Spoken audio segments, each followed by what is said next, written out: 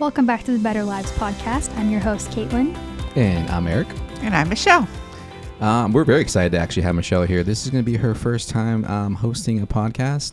We're getting her prepped and ready to start launching her very own podcast, The Business Edge, also brought to you by Central Alignment. You want to talk a little bit about that, Michelle, and tell us a little bit about yourself, maybe, and how excited you are to be here on the Better Lives podcast? Very excited. Couldn't be more excited, let me tell you.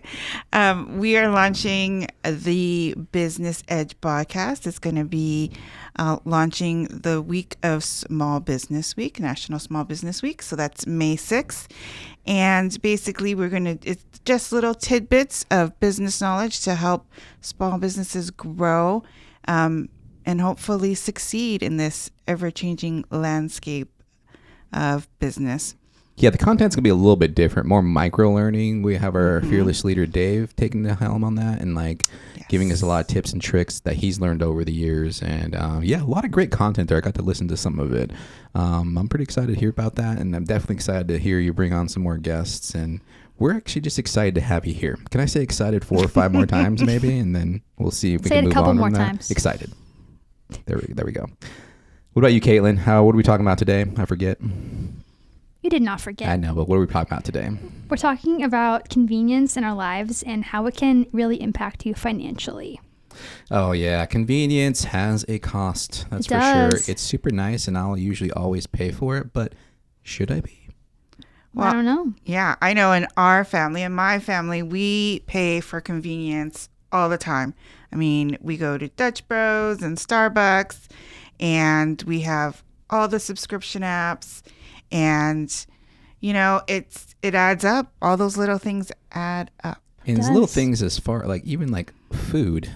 Buying food that's pre-cut, pre-prepared, pre-anything is usually a little bit more expensive than buying it in bulk or buying it like a pineapple, a whole pineapple, instead of buying it in cut up pieces, going out and buying one and cutting it up, which I actually really enjoy doing. This is one thing I do because I like fresh fruit, and it puts a smile on my face saving all that cash for every slice.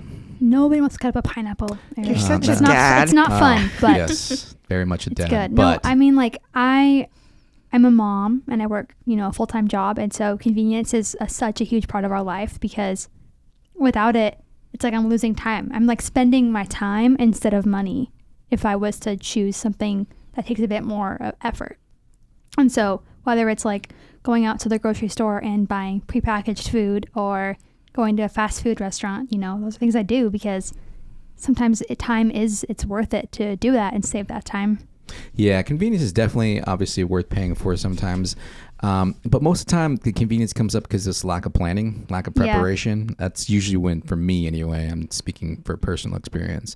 But if I plan ahead, this stuff doesn't take any much more time on my typical days if I do it right. If I plan everything for Sunday and I cut up all my fruit, plan all my meals and do all those things and have it prepped for the week, then that's just as convenient as spending the extra few bucks through the week, at least in my experience. Then it's already in the fridge, ready to go. Yeah. Just pull it out. The problem is, though, it does take up a Sunday, but a couple hours on Sunday. But you can turn it into a thing. I'll have my kids help me cut up vegetables. I'll have them prepare and do things. And hey, what do we have in this next week? Let's plan it out. And that's teaching them life skills as well. I mean, I think anyway. I hope they're taking some of it in. I know they hate it as much as most people do, but doing it is one thing.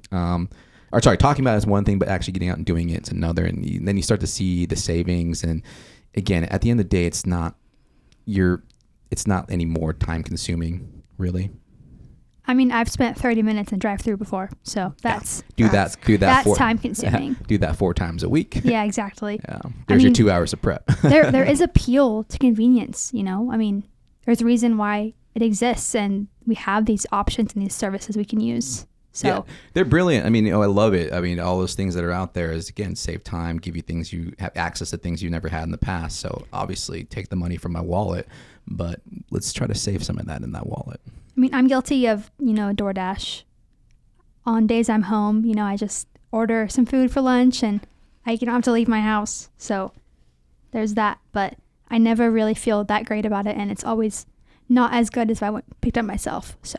Oh, yeah. I'm guilty of that, too. It's I'm just lazy and I don't want to get out of my PJs and put on real clothes and go get food, right? But my husband, he is much more conscious of the penny than I am. He always tells me, you know what?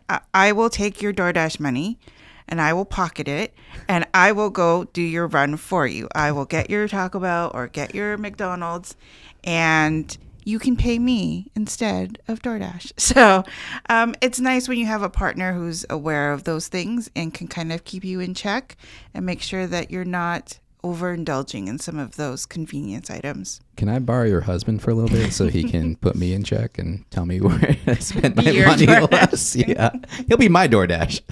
Hey, since you're on the way to get Michelle something, why don't you swing by and get me something? We live close to each other, so it shouldn't be too much out of the way.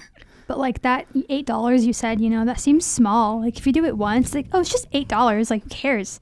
If you do it every week, I don't know what that number is over a year, but I bet it's not little. It adds up really quick. Does. I always used to joke around. This is why I started personally buying coffee at home. I used to get the coffee a day. I was like, oh, it's like $5. This is back when it was still $5. So like I'm getting a $5 drink.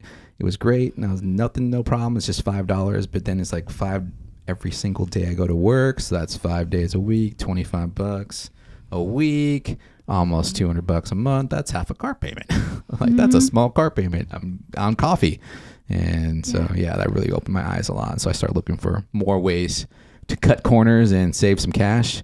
Do you have any more tips and tricks you can throw our way, Kaitlin? Yeah, I'd say just track your small expenses for a week. Like I said, that $8 seems not a ton, but if you're also going to fast food and also grabbing coffee twice a week, that can be at least $30 or $40 just in 1 week. So just look at that. Go back in your bank statements and just see, what you are spending, and then try to identify 1 to 2 areas where you could just decrease it. I don't know if you guys noticed, but a common trend in our suggestion is tracking. Yeah. Seems to be the first step, tracking. Well, you don't know unless you look. It's always it's the easiest thing to do, but it's the easiest thing to forget. And plus it's reality check. So it's like, I don't necessarily want to know I'm spending $200 on coffee. Ignorance is bliss. Yes, they say exactly. that for a reason. We added up 1 month. We spent $700 eating out in 1 month. Wow. Yeah. But I mean, I have a family of 3, right? So it's like $30 each time. It doesn't take long to get to 700. I was going to say, that sounds like a couple trips to the grocery store, honestly, these days. Do you get a gallon of milk and some eggs? Why are eggs like $7 though? That's why your bill's $700. And then just ask yourself if the time saved is really worth that extra cost. Maybe and that's going to be a different answer for everybody. Yeah. Again, maybe it takes you an hour to prepare food, where it takes someone else a half hour.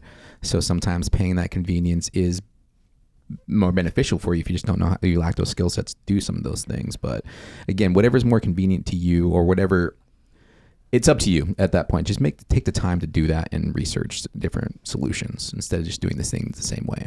And it will get easier over time.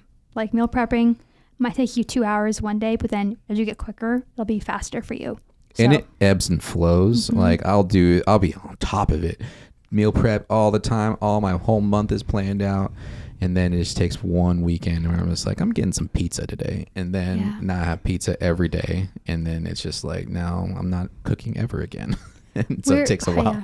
Everything ebbs and flows. We're guilty of like going shopping and having the food to cook, but then going to get pizza anyway. And I don't know why. It's just, I don't know why I do that. I have the food at home. I could just make it. It's the convenience. It is. The convenience curse. And I'm tired. Yeah. Curse of the convenience. Yeah. But you have to think about, what else can you do with that money? What else do you want to do with that money? Big. Are you going to invest it in the future? Are you going to plan for a vacation? Like the money you save can be used for experiences. And that is a fantastic point, Michelle. Because again, like obviously we want to save money, but why are we saving money? Like it's always, everyone's like, I need to save money, but like, what are you putting it towards? And making that goal, and then just having a tangible. Find the thing that motivates you. Find your why. Yes. I think you'll do a lot better with the why. Yeah, so I think the best takeaway is obviously 1, figure out what you're spending, pay attention, track it, and then 2, figure out the why. Make a goal, plan. Why are we doing these things? And once you have your why, you can put all that savings into a central limit savings account. There you go. Or when you go on grocery shopping and saving on those bulk items, you can use your signature rewards card as well. Absolutely. Pick up all those points. We love credit card points. We want to thank you all for joining us today. Remember, you can save money on convenience items. Just identify 1 to 2 spots where you want to cut down and just take small steps. You can find us on Instagram and Facebook at Central WCU. And join us next time so we can keep building better lives together. Thank you. Thanks, everybody. The information provided here is for informational purposes only and does not constitute financial advice. Consult with a qualified financial advisor before making any financial decisions.